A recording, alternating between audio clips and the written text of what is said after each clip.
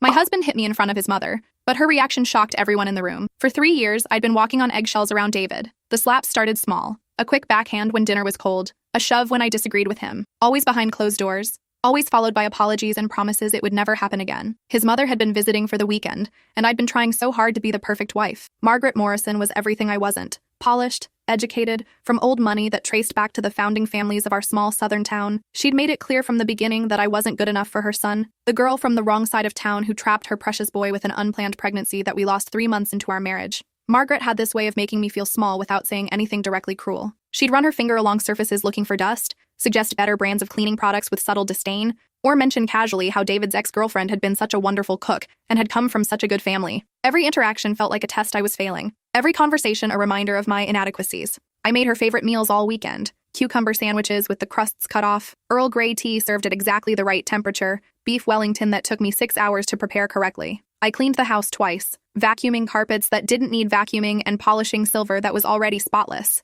I bit my tongue when she criticized everything from my cooking to my outfit choices to the way I arranged flowers in the guest room. She had this way of looking at me like I was a stain on her expensive furniture, something unsightly that needed to be dealt with but was too distasteful to address directly. Her disapproval was a living thing that filled every room she entered. The explosion came over something stupid, as these things always did. I'd accidentally used the good china for lunch instead of saving it for dinner. It was an honest mistake. I'd been so nervous about impressing her that my hands were shaking as I set the table, and I grabbed the wrong plates from the cabinet. The Haviland porcelain with the delicate blue roses that had belonged to David's grandmother, each piece worth more than I made in a week at the bookstore where I worked part-time. David's face went red the moment he saw the delicate porcelain, the vein in his temple starting to throb the way it always did when his anger began building. "What the hell is wrong with you?" he said, his voice low and dangerous in the way that made my stomach clench with familiar dread. "I specifically told you those were for tonight when the Hendersons come over. Those plates are worth more than you make in a month." "I'm sorry," I whispered, already reaching to clear the table with shaking hands, careful not to let the precious china clink together. "I'll wash them carefully and reset everything with the everyday dishes.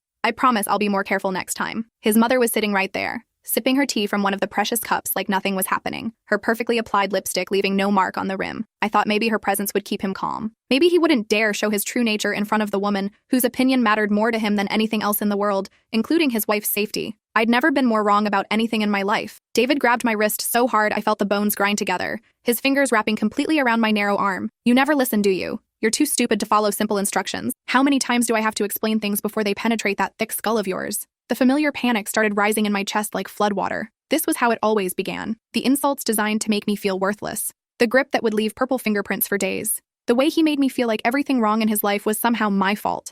I tried to pull away, but his grip tightened until tears sprang to my eyes. The delicate bones in my wrist felt like they might snap under the pressure. "Please,"